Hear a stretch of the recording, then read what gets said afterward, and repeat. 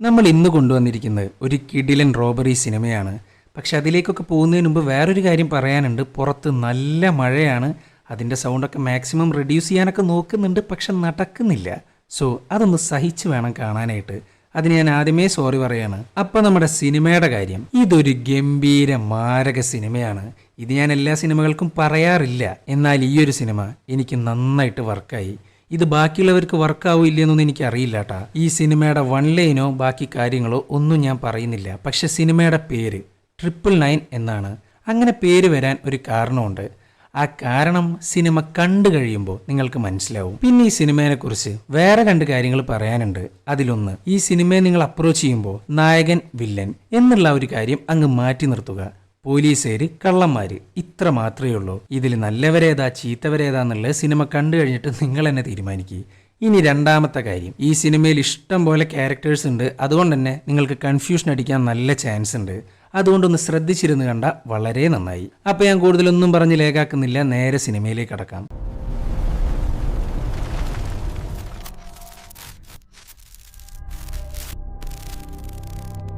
Georgia, അവിടെയാണ് ഈ കഥയുടെ ആരംഭം. മൈക്ക്, റസൽ, ജേക്കബ്, ഇവർ മൂന്ന് പേരും കൂടെ വലിയൊരു മോഷണമാണ് പ്ലാൻ ചെയ്യുന്നത്. ഇപ്പറഞ്ഞ ജേക്കബ് റസലിൻ്റെ ബ്രദറാണ്. ഇവർ ചെയ്യാൻ പോകുന്ന ഈ മോഷണം റഷ്യൻ മോബ്സ്റ്റേഴ്സ് ഏൽപ്പിച്ച വലിയൊരു ദൗത്യമാണ്. അത് ചെയ്തു കൊടുത്തില്ല എന്നുണ്ടെങ്കിൽ പണി കിട്ടാൻ പോകുന്നതും ഇവർക്ക് തന്നെയാണ്. അങ്ങനെ അവർ ആ മോഷണത്തെക്കുറിച്ച് ചർച്ച ചെയ്യാൻ ആരംഭിക്കുന്നു. സൂര്യൻ അസ്തമിച്ചതിന് ശേഷമല്ല, സൂര്യൻ തലക്ക് മേലെ ഉദിച്ചു നിൽക്കുമ്പോഴേ ഇത് ചെയ്യാൻ പറ്റുള്ളൂ. സോ റിസ്ക് അല്പം കൂടുതലാണ്. സിവിലിയൻസ്, ടെറൈൻ, ടൈം അങ്ങനെല്ലാം ഇവർക്കെതിരായിരിക്കും. അതുകൊണ്ട് ഇവരെ സഹായിക്കാനായിട്ട് രണ്ടു പേരുടെയും കൂടെ ആവശ്യമുണ്ട്, മാർക്കസ് ആൻഡ് ഫ്രാങ്ക്. എന്നാൽ അവരെ വിശ്വസിച്ച് കൂടെ നിർത്താൻ പറ്റുമോ ഇല്ലേ ഒന്നും അറിയില്ല. ഈ സമയത്ത് ജേക്കബ് പറയാണ്, പേടിക്കേണ്ട ആവശ്യമില്ല, മാർക്കസിനെ എനിക്ക് കുറേ കാലമായിട്ട് അറിയാം. ഇത് കേട്ടേക്ക് മൈക്ക് ഒരു കാര്യം പറയുന്നു, എനിക്ക് പേടി മാർക്കസിനെയല്ല നിന്നെയാണ്. അയാൾ അങ്ങനെ പറയാനൊരു കാരണമുണ്ട്. ഇവരുടെ ഈ മോഷണം തുടങ്ങിയിട്ട് കാലം കുറേയായി. പക്ഷെ ഇപ്പോഴും ജേക്കബ് ഒരു എമച്വർ മാത്രമാണ്. പിന്നെ മറ്റൊരു കാര്യം, ഇവരുടെ എല്ലാ പ്ലാനിൻ്റെയും മാസ്റ്റർ മൈൻഡ് അല്ലെങ്കിൽ ബോസ് അത് സാക്ഷാൽ മൈക്കാണ്. ഇനിയാണ് ഈ നാടിൻ്റെ അവസ്ഥ കാണിക്കാൻ പോകുന്നത്. റഷ്യൻ ക്രിമിനൽസിനെ കൊണ്ട്, മോബ്സ്റ്റേഴ്സിനെ കൊണ്ട് വല്ലാത്ത ശല്യമാണ് ഇവിടെ. ക്രൈം റേറ്റ് ഒക്കെ ഓരോ ദിവസവും കൂടിക്കൊണ്ടിരിക്കുകയാണ്. Local gang, Russian mafia, drug cartel, മൊത്തത്തിൽ പറഞ്ഞ ആകെ കയ്യിന്ന് പോയിട്ടാണിരിക്കുന്നത്. ഈ സമയത്താണ് ഇവരുടെ ഈ ദൗത്യേൽപ്പിച്ച സാക്ഷാൽ ഐറീനെ കാണിക്കുന്നത്. ഒരു റഷ്യൻ ജ്യൂസാണ് അവർ.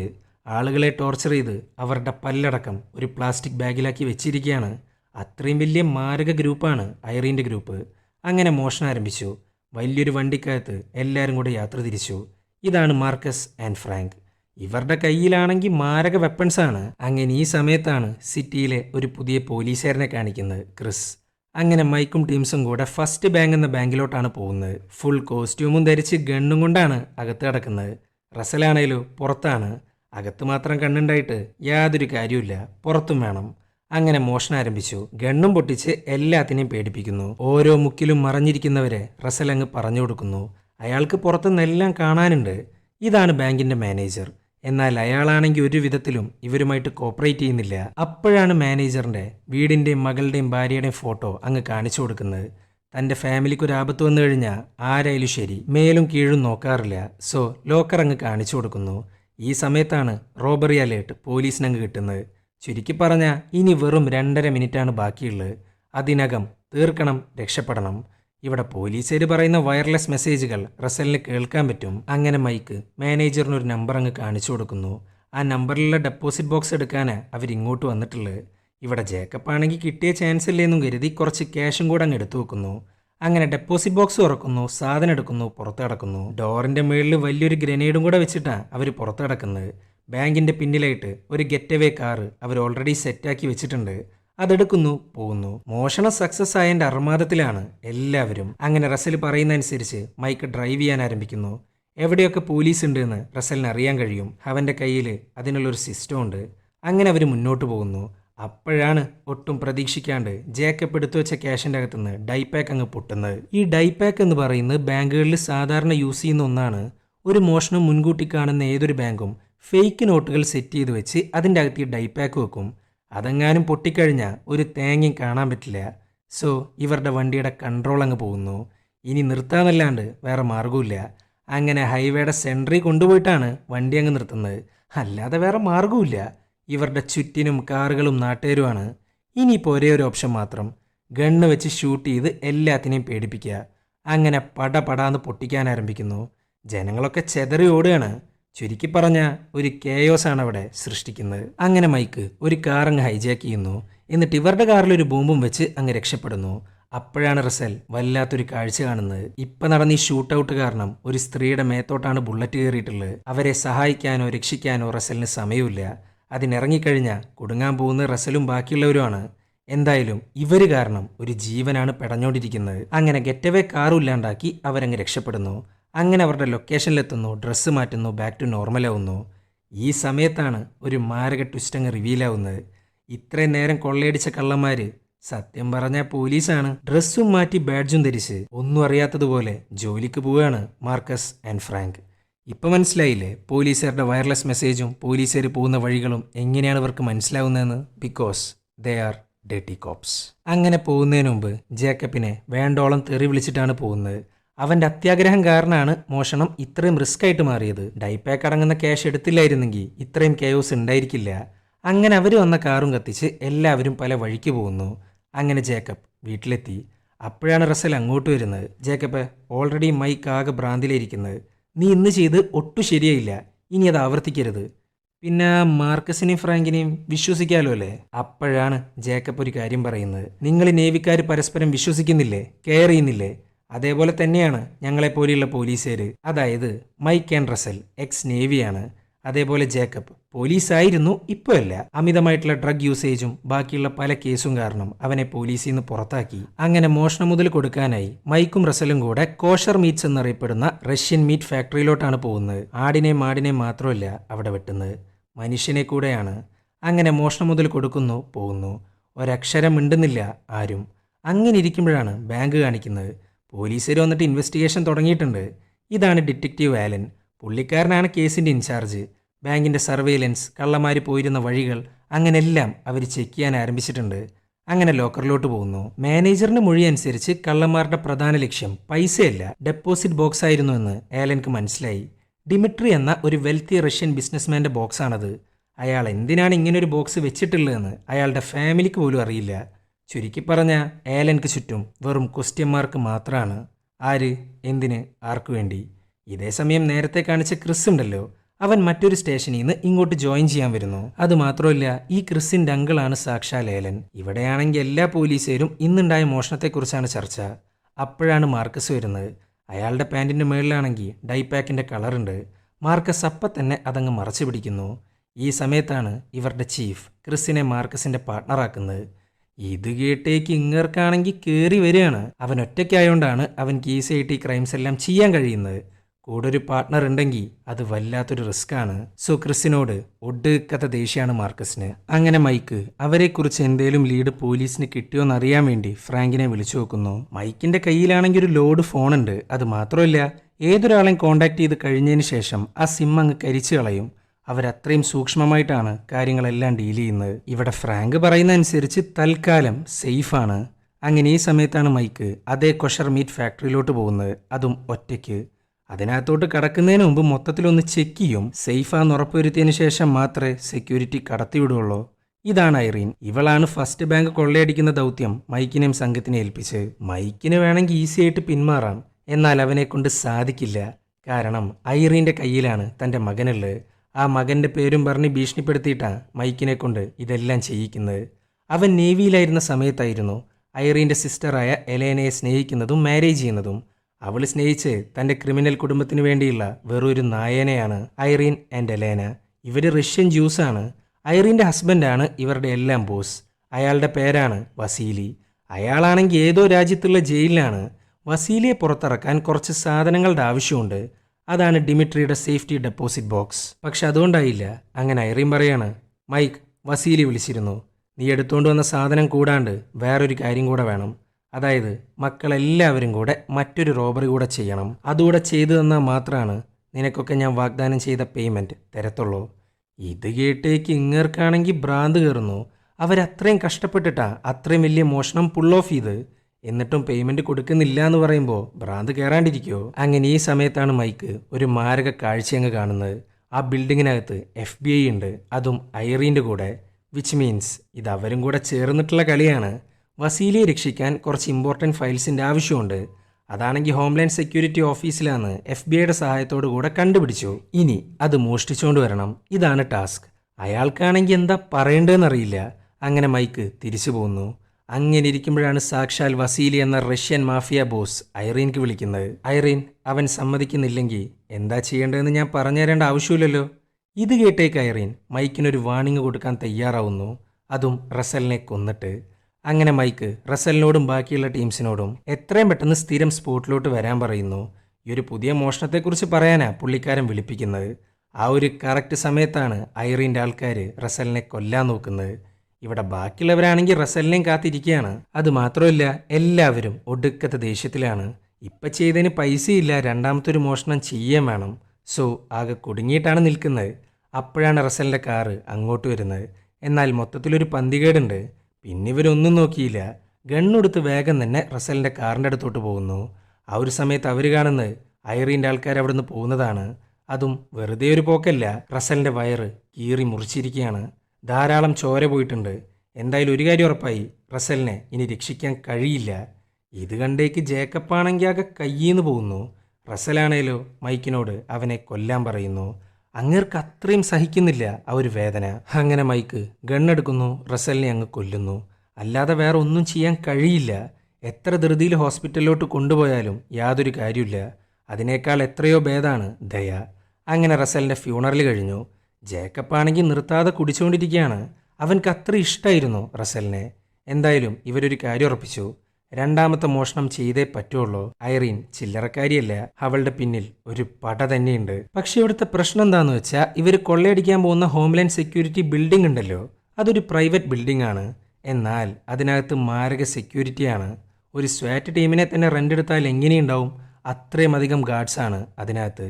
അത്രയും വലിയ ബിൽഡിങ്ങിൽ കയറി മോഷ്ടിക്കാൻ ഉറപ്പായിട്ടും 10 മിനിറ്റിൻ്റെ മുകളിൽ സമയം വേണം. എന്നാൽ ഇവർക്കുള്ള ആകെ കൂടെ 4-5 മിനിറ്റാണ്.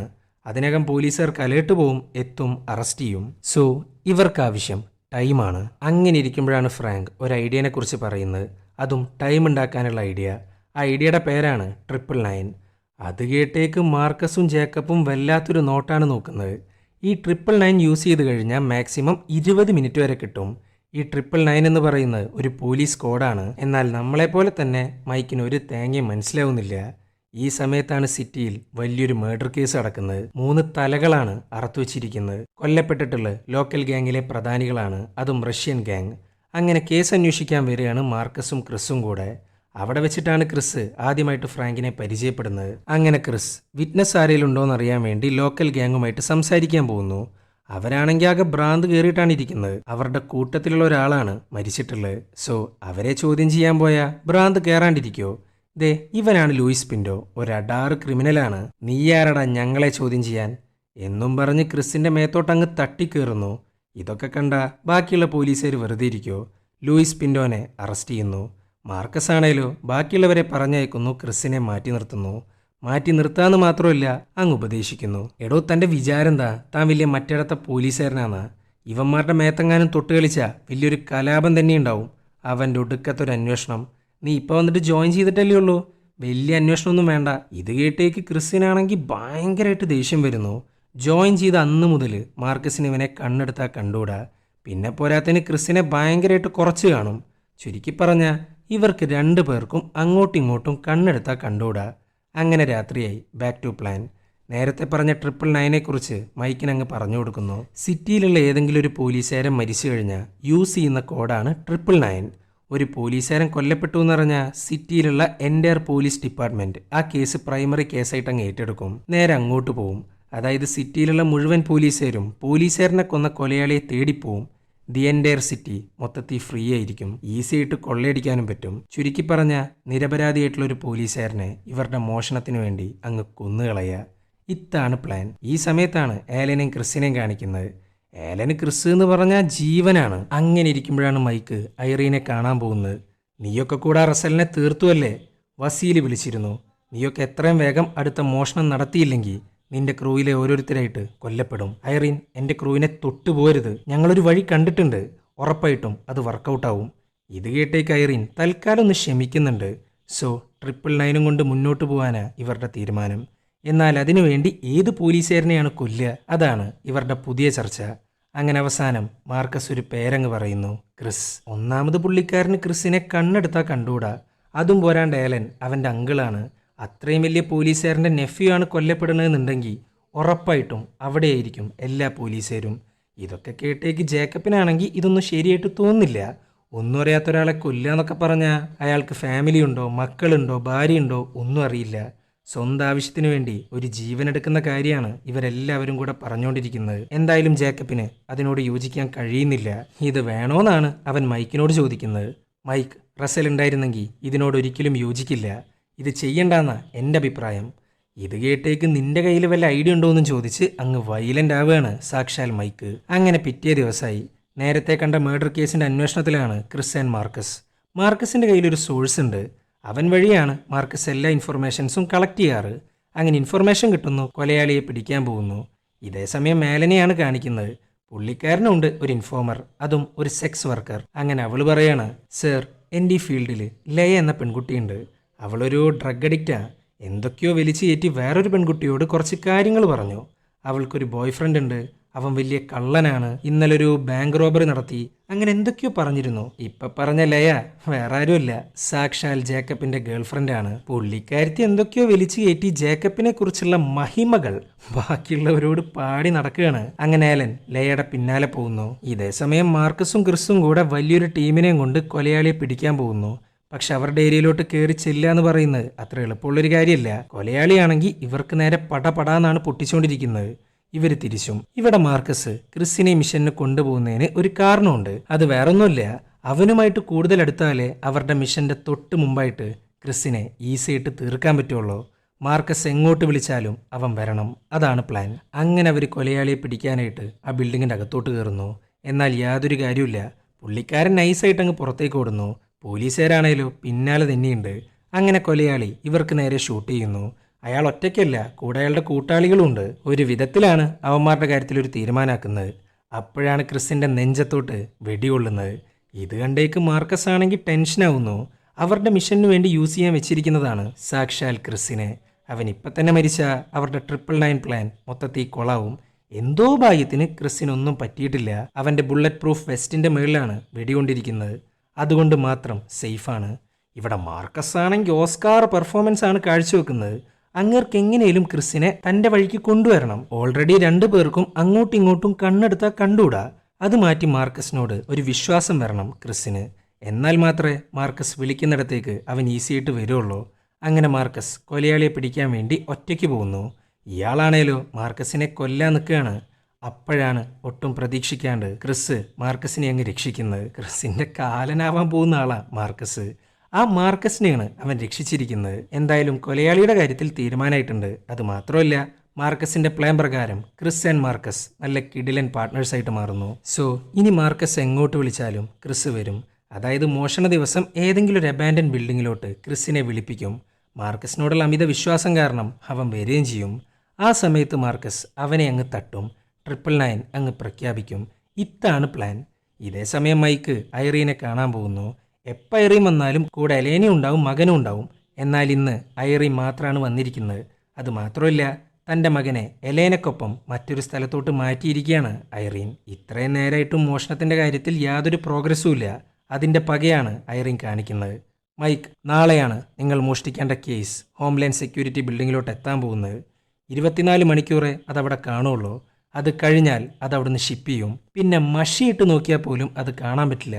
അതുകൊണ്ട് നീ അത് കൊണ്ടുവാ. അപ്പം തീരുമാനിക്കാം നിന്റെ മകനെ കാണിക്കണോ വേണ്ടേന്നുള്ളത്. ഇവളെന്തായാലും മകനെ കൊല്ലില്ല. എന്തൊക്കെ പറഞ്ഞാലും തൻ്റെ സിസ്റ്ററിൻ്റെ മകനാണ് ആ കൊച്ച്. സോ തൽക്കാലം മറ്റൊരു രാജ്യത്തേക്ക് അവരെ വെക്കേഷൻ അയച്ചിരിക്കുകയാണ് ഐറീൻ.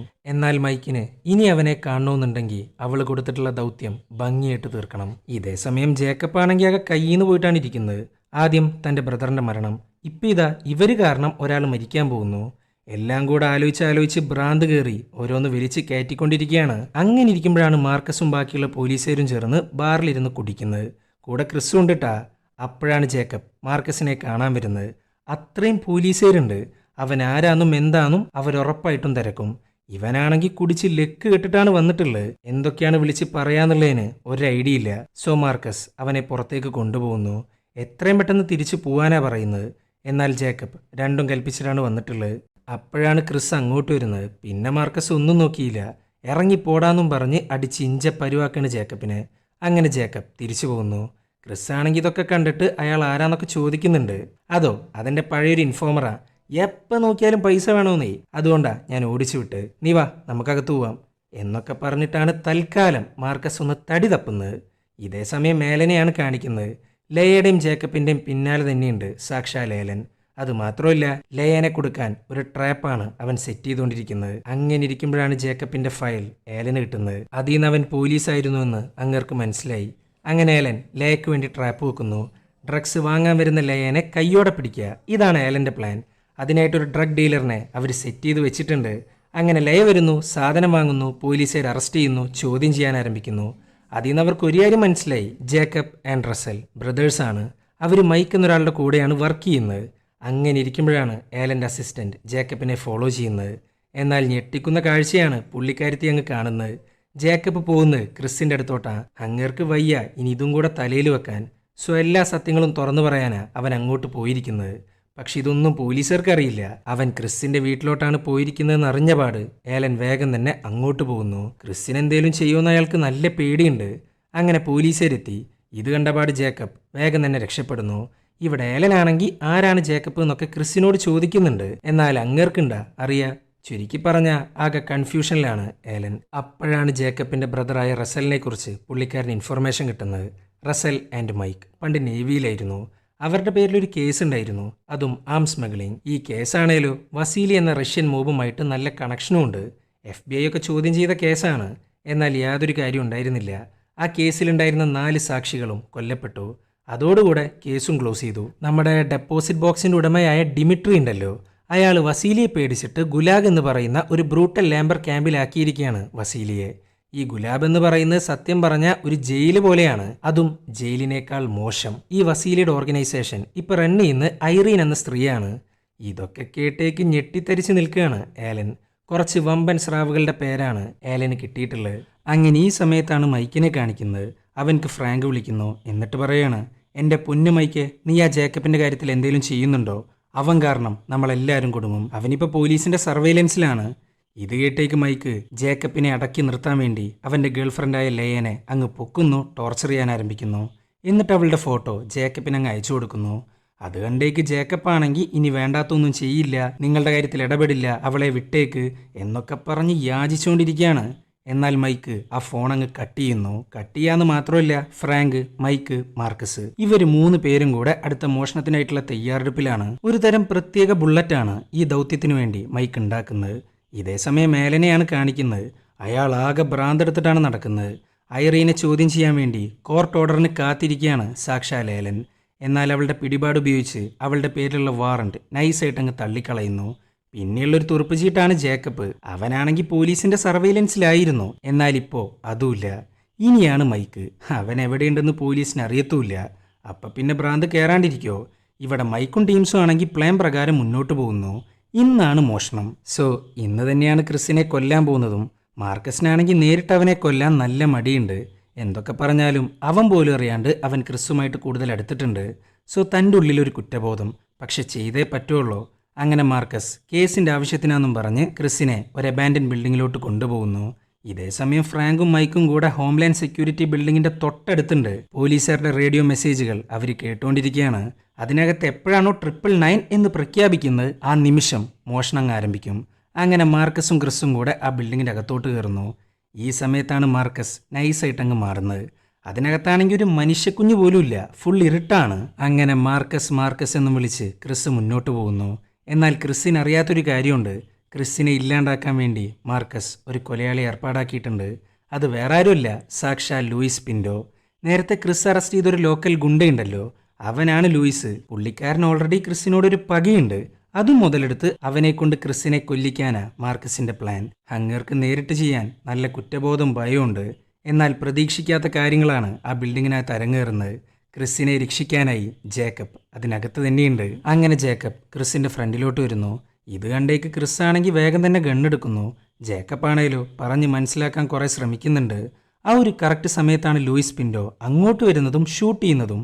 എന്നാൽ ബുള്ളറ്റ് കൊള്ളുന്നത് ജേക്കബിന്റെ ചങ്കിലേക്കാണ്. ജേക്കബിന്റെ കാര്യം ഏകദേശം തീരുമാനമായിട്ടുണ്ട്. ലൂയിസ് ആണേലോ വേഗം തന്നെ രക്ഷപ്പെടുന്നു. ഈ വെടിശബ്ദമൊക്കെ കേട്ടിട്ട് മാർക്കസ് വിചാരിക്കുന്നത് ക്രിസ് കൊല്ലപ്പെട്ടു എന്നാ. ഇവിടെ ജേക്കബിനാണെങ്കിൽ വേദന സഹിക്കാൻ വയ്യ. നീ ഓക്കെ അല്ലേ എന്നൊക്കെ കുറെ ചോദിക്കുന്നുണ്ട് ക്രിസ്. സത്യം പറഞ്ഞ ഇവിടെ എന്താ നടക്കുന്നതെന്ന് ക്രിസിന് മനസ്സിലാവുന്നില്ല. അങ്ങനെ മാർക്കസ് ക്രിസ് മരിച്ചു എന്നും കരുതി അങ്ങോട്ട് വരുന്നു. നോക്കുമ്പോണ്ട് മരിക്കാറായിട്ട് കിടക്കുന്ന ജേക്കബ്. അവനെങ്ങാനും രക്ഷപ്പെട്ട തീരാൻ പോകുന്ന മാർക്കസും ബാക്കിയുള്ളവരുമാണ്. സോ മാർക്കസ് അവനെ കൊല്ലാനായിട്ട് ഗണ്ണങ്ങെടുക്കുന്നു. ഇത് കണ്ടേക്ക് ജേക്കബ് ആണെങ്കിൽ ഗണ്ണെടുക്കുന്നു, ഷൂട്ട് ചെയ്യുന്നു. അതും മാർക്കസിന്റെ തലയിലോട്ട്. ഇവിടെ എന്താ നടക്കുന്നതെന്ന് ക്രിസിന് മനസ്സിലാവുന്നില്ല. അവന്റെ കണ്ണിൽ മാർക്കസ് ഒരു നല്ലവനാ. അതുകൊണ്ട് മാർക്കസിനെ രക്ഷിക്കാനായിട്ട് ജേക്കബ് ഷൂട്ട് ചെയ്യുന്ന അതേ കറക്റ്റ് സമയത്ത് അവനും കണ്ണെടുക്കുന്നു, ജേക്കബിനെ അങ്ങ് കൊല്ലുന്നു. ചുരുക്കി പറഞ്ഞ ക്രിസിനെയും കൊന്ന് 999 പ്രഖ്യാപിക്കാൻ വന്ന സാക്ഷാൽ മാർക്കസിന്റെ കാര്യത്തിൽ ഒരു തീരുമാനമായിട്ടുണ്ട്. എന്തായാലും മരിച്ചിരിക്കുന്നത് ഒരു ഓഫീസറാണല്ലോ, അതുകൊണ്ട് 999 പ്രഖ്യാപിച്ചേ പറ്റുള്ളൂ. അങ്ങനെ റേഡിയോ എടുക്കുന്നു, മെസ്സേജ് അങ്ങ് പാസ് ചെയ്യുന്നു. 1 and only 999. ഇത് കേട്ടേക്ക് മൈക്കും ഫ്രാങ്കും കൂടെ മോഷ്ടിക്കാനായിട്ട് അകത്തോട്ട് കിടക്കുന്നു. മൈക്ക് നേരത്തെ ഉണ്ടാക്കിയ ഒരു പ്രത്യേക ബുള്ളറ്റ് ഉണ്ടല്ലോ, അത് ഷോക്ക് അടിപ്പിക്കുന്ന ബുള്ളറ്റാ. അങ്ങനെ അതും പൊട്ടിച്ച് സെക്യൂരിറ്റിയുടെ കാര്യത്തിൽ ഒരു തീരുമാനമാക്കുന്നു. പക്ഷെ ഇതുകൊണ്ടായില്ല. അകത്ത് ഇനിയുണ്ട് ഇഷ്ടംപോലെ ഗാർഡ്സ്. ഇതേസമയം പോലീസുകാരാണെങ്കിൽ വേഗം തന്നെ അബാൻഡൻ ബിൽഡിങ്ങിലോട്ട് പൊക്കോണ്ടിരിക്കുകയാണ്. ഏലനാണെങ്കിൽ ആകെ ടെൻഷനിലാണ്. ക്രിസിൻ്റെയും മാർക്കസിൻ്റെയും റേഡിയോ എന്നാണ് മെസ്സേജ് വന്നിട്ടുള്ളത്. എന്നാൽ ആരാണ് 999 പ്രഖ്യാപിച്ചതെന്നുള്ളത് പോലീസിനൊരു കൺഫർമേഷൻ ഇല്ല. അപ്പം പിന്നെ ഏലൻ ടെൻഷനാവാണ്ടിരിക്കുമോ? സിറ്റിയിലുള്ള എൻ്റെയർ പോലീസുകാരും അങ്ങോട്ട് പോകുന്നു. ഇവിടെ മൈക്കാണെങ്കിൽ ഗാർഡ്സിൻ്റെ കയ്യിലും കാലിലും ആയിട്ട് ബോംബ് വെച്ചിരിക്കുകയാണ്. എന്നിട്ട് പറയാണ്, ഞാൻ പറയുന്നത് പോലെ ചെയ്തു തന്നില്ലെങ്കിൽ ഈ ഗതിയാവും എല്ലാവർക്കും എന്നും പറഞ്ഞ് ഒരുത്തൻ്റെ കാലിൽ വെച്ചിട്ടുള്ള ബോംബ് അങ്ങ് പൊട്ടിക്കുന്നു. അയാളുടെ കാലങ്ങ് അറ്റുപോവാണ്. ഇതെല്ലാം കണ്ട് ബാക്കിയുള്ളവരാണെങ്കിൽ പേടിച്ച് വിറച്ച് നിൽക്കുകയാണ്. എന്നാൽ ഇവിടെ ഒരു പ്രശ്നമുണ്ട്. ലോക്കർ തുറക്കാനുള്ള പാസ്വേഡ് ഈ ഗാർഡ്സിന് അറിയില്ല. ഇനിയിപ്പോൾ ഒരേ ഒരു ഓപ്ഷൻ മാത്രം, ബോംബ് വെച്ച് അതങ്ങ് തകർക്കുക. ഇതേസമയം പോലീസുകാർക്ക് മോഷണത്തെക്കുറിച്ചുള്ള അലേർട്ട് പോയിട്ടുണ്ട്. പക്ഷേ ലിമിറ്റഡ് പോലീസുകാർ മാത്രമാണ് ഹോംലൈൻ സെക്യൂരിറ്റി ബിൽഡിങ്ങിലോട്ട് വന്നുകൊണ്ടിരിക്കുന്നത്. അങ്ങനെ ലോക്കർ തകർക്കുന്നു, ഗ്യാസ് കട്ടർ കൊണ്ട് ബോക്സ് ഓപ്പൺ ചെയ്യുന്നു, അതിനകത്തുള്ള മോഷണം മുതൽ അങ്ങ് കൈക്കലാക്കുന്നു. അങ്ങനെ 999 കാരണം കിട്ടിയ സമയം കൊണ്ട് മോഷണം സക്സസ് ആയി. എന്നാൽ ആ ഒരു കറക്റ്റ് സമയത്താണ് പോലീസുകാർ അങ്ങോട്ടെത്തുന്നത്. ആകെ കുറച്ച് പോലീസുകാരേ ഉള്ളൂ. ഇവർ പിന്നെ ഒന്നും നോക്കിയില്ല, രണ്ടും കൽപ്പിച്ച് വണ്ടിയും കൊണ്ട് അങ്ങ് പോകുന്നു. ഇത് കണ്ടേക്ക് പോലീസുകാര് വണ്ടിയുടെ മേളിലോട്ട് പടപടാന്നാണ് പൊട്ടിച്ചുകൊണ്ടിരിക്കുന്നത്. മൈക്കിന്റെ കൈയിന്റെ മേളിലോട്ട് ബുള്ളറ്റ് കൊള്ളുന്നു. പക്ഷെ എന്നാലും അവർ രക്ഷപ്പെട്ടു. ഇതേസമയം മേലനും ബാക്കിയുള്ള പോലീസുകാരും കൂടെ അബാൻഡൻ ബിൽഡിങ്ങിൽ എത്തിയിട്ടുണ്ട്. അവിടെ നടന്ന കാര്യങ്ങളൊക്കെ കണ്ട് ഞെട്ടിത്തരിച്ചിരിക്കുകയാണ് എല്ലാവരും. പക്ഷെ അതൊന്നുമല്ല മെയിൻ ഹൈലൈറ്റ്. തലക്ക് വെടികൊണ്ട മാർക്കസ് ഇപ്പോഴും മരിച്ചിട്ടില്ല. വല്ലാത്തൊരു അതിശയായിരുന്നു അതെല്ലാ പോലീസുകാർക്കും. അല്ല ക്രിസേ, നീ ജേക്കബിനെ മുമ്പ് എവിടെയെങ്കിലും വെച്ച് കണ്ടിട്ടുണ്ടോ? കണ്ടിട്ടുണ്ട്, അതും മാർക്കസിൻ്റെ കൂടെ ബാറി വെച്ചിട്ട്. അന്ന് അവർ തമ്മിൽ എന്തൊക്കെയോ കശപിശി ഉണ്ടായി. ഇത് കേട്ടേക്ക് ഏലം പറയാണ്, ആദ്യം മാർക്കസിനെ തേടി ബാറിലോട്ട് വന്നു. ആ സമയത്ത് നീയുണ്ടായിരുന്നു. എന്നാൽ പിന്നീട് ജേക്കബ് നിൻ്റെ വീട്ടിലോട്ടും വന്നു. എല്ലാം കൂടെ കൂട്ടി വായിക്കുമ്പോൾ ഇതൊരു കോയിൻസിഡൻസ് ആയിട്ട് എനിക്ക് തോന്നുന്നില്ല. ആ ഒരു കറക്റ്റ് സമയത്താണ് മോഷണം കഴിഞ്ഞ് ഒന്നും അറിയാത്തതുപോലെ ഫ്രാങ്ക് അങ്ങോട്ടെത്തുന്നത്. അവിടെയുള്ള കാഴ്ചകളൊക്കെ കണ്ട് ഞെട്ടിയിരിക്കുകയാണ് ഫ്രാങ്ക്. അതുമാത്രമല്ല, മോഷണം കഴിഞ്ഞ പാട് അവൻ ഇങ്ങോട്ടാണ് വന്നിട്ടുള്ളത്. അവൻ്റെ ആ ഒരു പെരുമാറ്റം, ലേറ്റ് ആയിട്ടുള്ള വരവ്, ഇതൊന്നും പോരാണ്ട് പുള്ളിക്കാരൻ ഭയങ്കരമായിട്ട് എക്സോസ്റ്റഡ് ആണ്. ഇതൊക്കെ കാണുമ്പോൾ ഏലനാണെങ്കിൽ എന്തൊക്കെയോ ഡൗട്ടടിക്കുന്നു. ഇതേസമയം മൈക്ക് മോഷണം മുതലും കൊണ്ട് ഐറീനെ കാണാൻ പോകുന്നു. ഇന്നാണ് ഇവരുടെ അവസാന ഡീൽ. സാധനം കൊടുക്കുക, പൈസ വാങ്ങുക, മകനെ കൊണ്ട് തിരിച്ചു പോവുക. സോ മകൻക്ക് വേണ്ടിയിട്ട് ഒരു ഗിഫ്റ്റും മേടിച്ചിട്ടാണ് പുള്ളിക്കാരൻ വന്നിട്ടുള്ളത്. അങ്ങനെ സാധനം കൊടുക്കുന്നു, പൈസ മേടിക്കുന്നു. എന്നാൽ മകനില്ല. ഇത് കണ്ടേക്ക് അങ്ങേർക്കാണെങ്കിൽ ഭ്രാന്ത് കയറുന്നു. എന്നാൽ യാതൊരു കാര്യമില്ല. ഐറീൻ്റെ ആൾക്കാർ അടിച്ച് ഇഞ്ച പരുവാക്കുകയാണ് മൈക്കിനെ. മൈക്കെ, എനിക്കിപ്പോൾ വേണമെങ്കിൽ നിന്നെ കൊല്ലാൻ സാധിക്കും, പക്ഷേ ഞാനത് ചെയ്യില്ല. അങ്ങനെ ചെയ്തു കഴിഞ്ഞാൽ എൻ്റെ സിസ്റ്ററും നിൻ്റെ മകനും എന്നെ അങ്ങ് വെറുക്കും. നിന്റെ മകനെ ഞങ്ങളുടെ കുടുംബത്തിന് ആവശ്യമുണ്ട്. കണ്ടവന്മാർക്ക് കയറി നിരങ്ങാനുള്ളതല്ല ഞങ്ങളുടെ കുടുംബം. സോ നിന്റെ പൈസയും കൊണ്ട് എവിടുക്കാന്ന് വെച്ചാൽ പോ. ഇനി നീയെങ്ങാനും നിന്റെ മകനെ തിരഞ്ഞു വന്നാ പിന്നെ ബാക്കി വെച്ചേക്കത്തില്ല ഞാൻ എന്നും പറഞ്ഞ് അവരങ്ങ് പോകുന്നു. പോകുമ്പോൾ മകനക്ക് കൊടുക്കാനുള്ള ഗിഫ്റ്റും കൂടെ കൊണ്ടുപോകുന്നുണ്ട്. ചുരുക്കി പറഞ്ഞാൽ ഇത്രയും പേരെ ദ്രോഹിച്ചിട്ടും മകനെ സ്വന്താക്കാൻ മൈക്കിന് സാധിച്ചിട്ടില്ല. അങ്ങനെ കൊടുക്കാനുള്ള ക്യാഷും കൊടുത്ത് അവരങ്ങ് പോകുന്നു. എന്നാൽ അവർക്കറിയാത്തൊരു കാര്യമുണ്ട്. ഈ മോഷണവും കഴിഞ്ഞ് തൻ്റെ മകനെ സ്വന്താക്കിയതിന് ശേഷം എല്ലാം അവസാനിപ്പിക്കുക. അതായിരുന്നു മൈക്കിൻ്റെ യഥാർത്ഥ ലക്ഷ്യം. ഗിഫ്റ്റ് എന്നും പറഞ്ഞു കൊടുത്ത സാധനം ഉണ്ടല്ലോ, അത് സത്യം പറഞ്ഞ ഒരു ബോംബാണ്. അതങ്ങ് പൊട്ടിക്കുന്നു, ഐറീനെ അങ്ങ് തീർക്കുന്നു. ആ കാറിനകത്താണ് വസീലിയെ പുറത്തിറക്കാനുള്ള കേസ് ഇരിക്കുന്നത്. അതുകൂടെ ഇല്ലാണ്ടായി. ഇനിയിപ്പോൾ വസീലിയും പുറംലോകം കാണാൻ പോകുന്നില്ല. പക്ഷെ ഇവിടെ വേറൊരു പ്രശ്നമുണ്ട്. മാർക്കസ് അവൻ കോമയിലാണ്. എന്നാൽ ഏതെങ്കിലും ഒരു കാലത്ത് എഴുന്നേറ്റ് കഴിഞ്ഞാൽ അത് മൈക്കിനും ഫ്രാങ്കിനുമാണ് പ്രശ്നം. അങ്ങനെ ഇരിക്കുമ്പോഴാണ് ലൂയിസ് പിൻഡോ എന്ന കൊടും ക്രിമിനലിനെ പോലീസുകാരങ്ങ് ഇല്ലാണ്ടാക്കുന്നത്. പോലീസുകാർക്കിട്ട് പണിയാൻ നിന്നാൽ അവർ വെറുതെ വിടുമോ? അങ്ങനെ ഈ സമയത്താണ് ലൂയിസ് പിൻഡോയുടെ പോക്കറ്റിൽ നിന്ന് ക്രിസിനൊരു കുറിപ്പ് കിട്ടുന്നത്. അതും ആ അബാൻഡൻ ബിൽഡിങ്ങിന്റെ അഡ്രസ്സ്. അത് മാത്രമല്ല, എത്തേണ്ട സമയം കൂടെയുണ്ട്. അങ്ങനെ ഈ സമയത്താണ് മൈക്കിനെ കാണിക്കുന്നത്. ഫ്രാങ്ക് അവനെ കാണാൻ വരുന്നു. എന്തായി ഫ്രാങ്ക്, എല്ലാം സെറ്റല്ലേ? ആ മാർക്കസിന് ജീവനുണ്ട്, പക്ഷെ പേടിക്കാനൊന്നുമില്ല. അവൻ്റെ കാര്യം ഞാനേറ്റു എന്നും പറഞ്ഞ് ഗണ്ണെടുക്കുന്നു. മൈക്കിനെ അങ്ങ് കൊല്ലുന്നു. അപ്പോഴാണ് ആ ട്വിസ്റ്റ് അങ്ങ് റിവീലാവുന്നത്. മോഷണത്തിന്റെ തുടക്കം മുതലേ അതിൽ നിന്ന് കിട്ടുന്ന ക്യാഷ്, അതായിരുന്നു ഫ്രാങ്കിന്റെ യഥാർത്ഥ ലക്ഷ്യം. ആ കാശിന് വേണ്ടി എല്ലാവരെയും കൊല്ലാനിരിക്കുമ്പോഴാണ് ഓരോരുത്തരായിട്ട് താനേ മരിക്കുന്നത്. റസൽ, ജേക്കബ്, മാർക്കസ്, അങ്ങനെ എല്ലാവരും.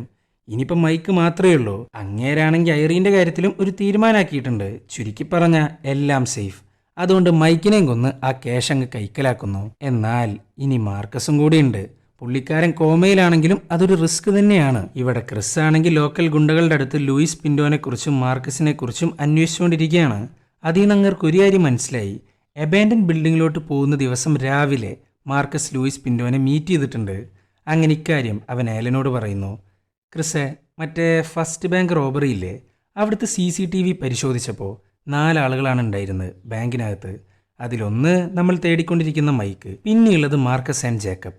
ഇതൊക്കെ ഒരു ഊഹം മാത്രമാണ് കേട്ടാ. ജേക്കബിൻ്റെ ഫയൽ അനുസരിച്ച് മാർക്കസും ജേക്കബും പണ്ട് ഒരുമിച്ചാണ് വർക്ക് ചെയ്തിരുന്നത്. ഇനിയാണ് ആ 4-മൻ. അവൻ ആരായിരിക്കും? എന്തായാലും ഈ 4-മൻ ഒരു പോലീസുകാരനാവാൻ നല്ല ചാൻസ് ഉണ്ട്.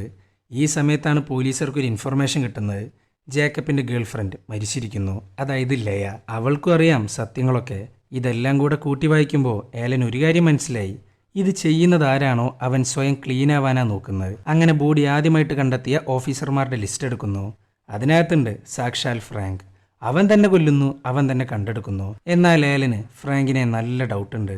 ഓൾറെഡി ഫ്രാങ്കും മാർക്കസും ഫ്രണ്ട്സാണ്. അത് മാത്രമല്ല, ഇന്നലത്തെ പെരുമാറ്റത്തിൽ പല പന്തികേടും ഉണ്ടായിരുന്നു. അങ്ങനെ ഇക്കാര്യം ഏലൻ വേഗം തന്നെ ക്രിസിനെ വിളിച്ചു പറയുന്നു. എന്നാൽ ഫ്രാങ്ക് ഓൾറെഡി ക്രിസിന്റെ കൂടെയുണ്ട്. അതും മാർക്കസിന്റെ ഷൂട്ടൗട്ടിനെ കുറിച്ച് ചർച്ച ചെയ്യാൻ സ്റ്റേഷനിലോട്ട് പോവാന്നും പറഞ്ഞിട്ട്. സോ ക്രിസിനെയും മാർക്കസിനെയും ഒന്ന് എല്ലാം ക്ലീൻ ആക്കാനാണ് പുള്ളിക്കാരെ ശ്രമിച്ചുകൊണ്ടിരിക്കുന്നത്. അങ്ങനെ ക്രിസിന്റെ കാറിലും ഫ്രാങ്കിന്റെ കാറിലും കയറുന്നു. എന്നാൽ അതിനകത്തുണ്ട് സാക്ഷാൽ ഏലൻ. അങ്ങനെ ഇവർ 2 പേരും കൂടെ അങ്ങോട്ടും ഇങ്ങോട്ടും ഷൂട്ട് ചെയ്യുന്നു. അങ്ങനെ ഫ്രാങ്കിന്റെ കാര്യത്തിൽ തീരുമാനമായി. ഏലൻ കാണേലോ ബുള്ളറ്റ് കൊണ്ടിട്ടുണ്ട്. അയാൾ മരിക്കോ ഇല്ലേ ഒന്നും അറിയില്ല. എന്തായാലും ക്രിസ് എല്ലാ പോലീസുകാർക്കും വേണ്ടി ആ കോഡങ്ങ് പ്രഖ്യാപിക്കുന്നു, 999. ഈ ഒരു പോയിന്റ് വെച്ചിട്ടാണ് ഈ ഒരു സിനിമ അങ്ങ് അവസാനിക്കുന്നത്. പിന്നെ ഈ സിനിമയുടെ പേര് അത് തന്നെയാണ് 999. അപ്പോൾ വീഡിയോ ഇഷ്ടപ്പെട്ടാൽ ലൈക്ക് ചെയ്യുക. കൂടുതൽ വീഡിയോകൾക്കായി ചാനൽ സബ്സ്ക്രൈബ് ചെയ്യുക. അപ്പോൾ ബൈ.